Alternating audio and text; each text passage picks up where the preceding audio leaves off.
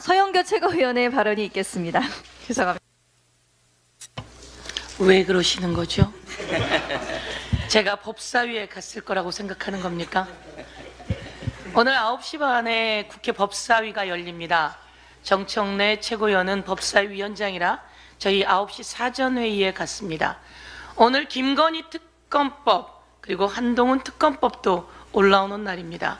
그리고 제가 누누이 얘기했던 양육하지 않은 부모는 그 아이가 세상을 떠났을 때 그 아이가 남기고 간 재산을 가져갈 수 없다라고 하는 구하라법, 민법 개정안도 올라오게 되어 있습니다.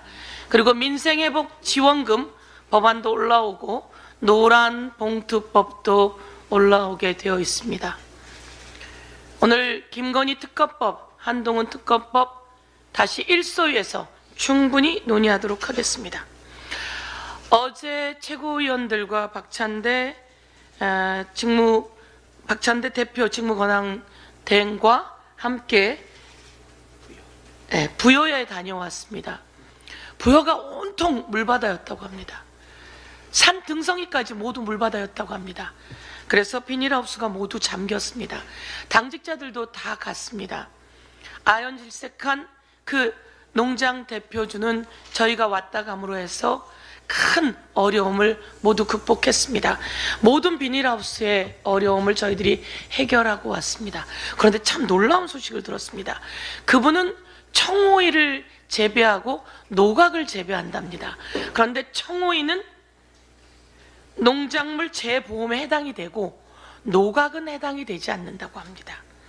이게 농작물 재보험 관련한 행안부 사이트입니다. 이 사이트에 들어가 보면 농작물 재보험 이제 걱정 끝이라고 나와 있습니다. 그런데 노각을 재배한 사람은 걱정이 태산 같습니다. 제가 그래서 내용물을 보니 대상 품목에 딸기, 오이, 토마토 등등등등 해서 쭉 이름이 있는데 끝에 등자가 없습니다. 그래서 노각은 여기에 해당이 되지 않는 겁니다. 그래서 정말 작은 거인지 재보상에는 큰 일이기 때문에 등자를 붙여서 모든 작물에 보상이 될 수 있어야 된다. 이렇게 저희가 개정하도록 하겠습니다. 근데 보험을 들었는데요.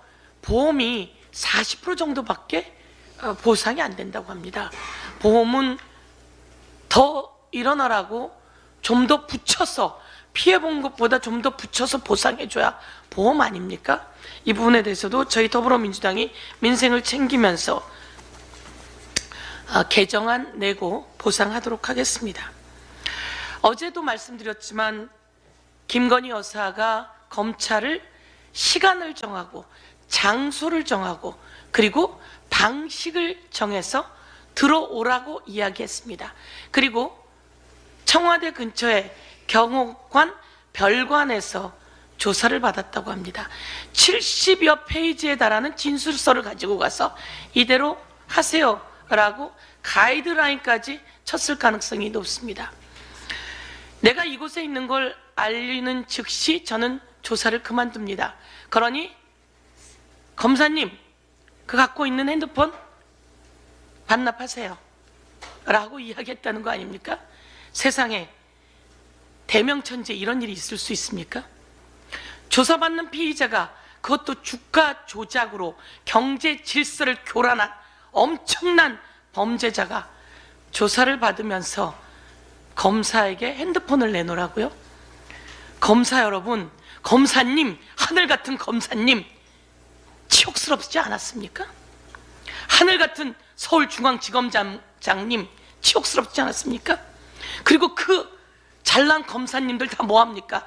이 프로스에 글을 올려야 하는 거 아닙니까? 치욕스럽다고? 있을 수 없는 일이라고? 그런데 뭐가 무서워서 이 프로스 글 하나 못 올리는 겁니까? 김건희 여사가 그렇게 무섭습니까? 윤석열 대통령이 그렇게 무섭습니까? 정말 치욕스러운 날입니다. 그런데 이원석 검찰총장이 그렇게 이야기했습니다. 예외도 특혜도 성역도 없다. 그리고 제3의 장소에서 조사해서는 안 된다. 그런데 어쩜 그 말 그대로 예외가 김건희 피의자에게 있었고 특혜가 김건희에게 있었고 성역이 김건희에게 있었고 제3의 장소가 김건희에게 있었습니다. 이 일을 검찰총장이 막았는데 과연 서울중앙지검장 혼자 했을까요? 박성재 법무부 장관은 알고 있었던 내용이지요. 그리고 윤석열 대통령은 당연히 알고 있었습니다. 그럼 여기서 온 국민은 법 앞에 평등해야 한다고 하는데 평등의 원칙이 무너졌습니다. 평등의 원칙은 헌법 제11조 모든 국민은 법 앞에 평등하다입니다.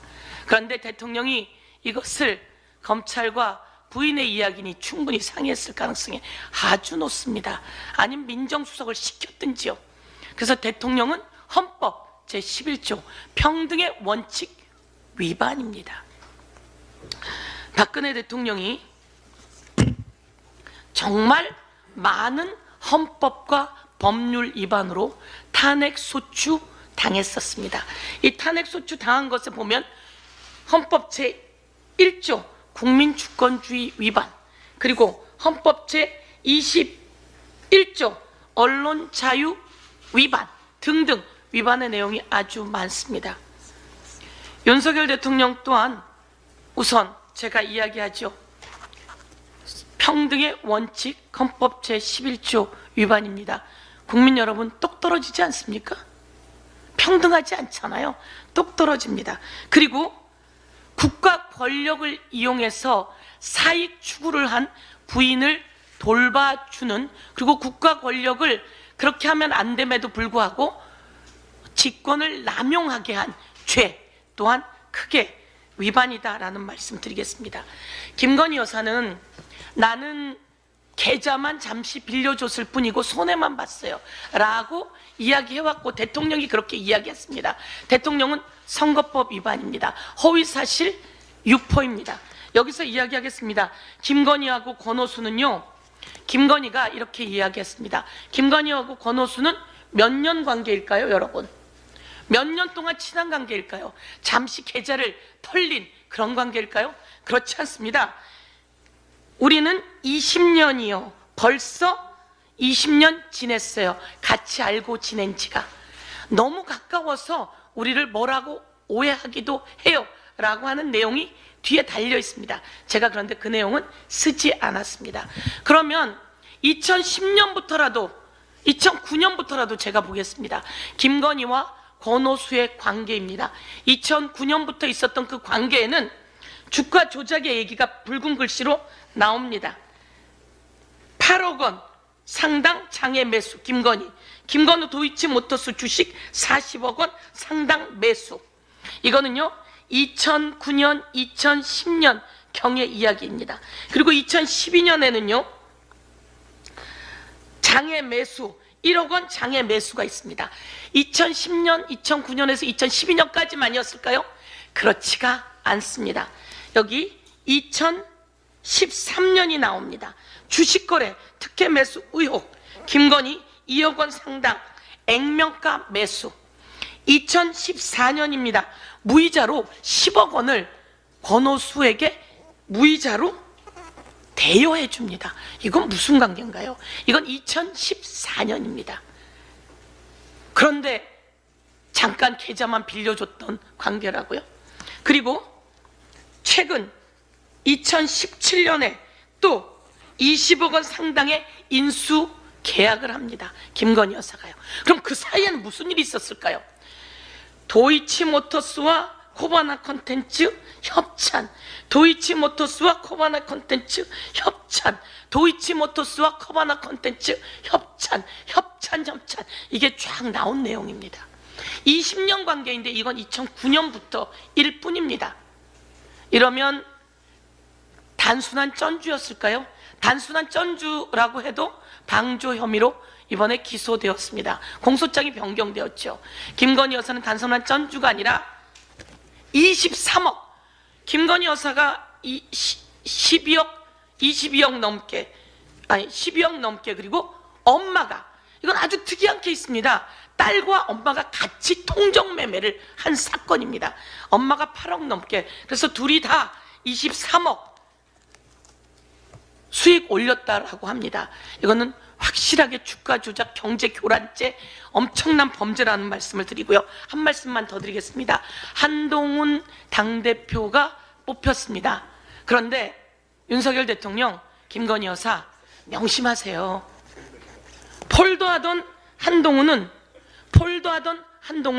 이제 없습니다. 빳빳한 한동훈만 남아 있습니다. 대통령이 얼마나 당황했을까요? 이제 폴더하던 한동훈은 없고 김건희 여사의 문자 까는 한동훈이 있고요. 그리고 이제 한동훈 대표에게 경고합니다. 장해찬이 공개한 댓글 공작은 어디 갔습니까? 한동훈 드루킹 댓글 공작, 그리고 공소 취소를 나경원 의원에게 요청받았다면 그것은 엄청난 청탁 위반입니다. 이에 대해서 신고도 하지 않았을 것 같은데요. 이 부분에 대해서도 법적인 수사가 필요하다고 경고합니다. 이상입니다.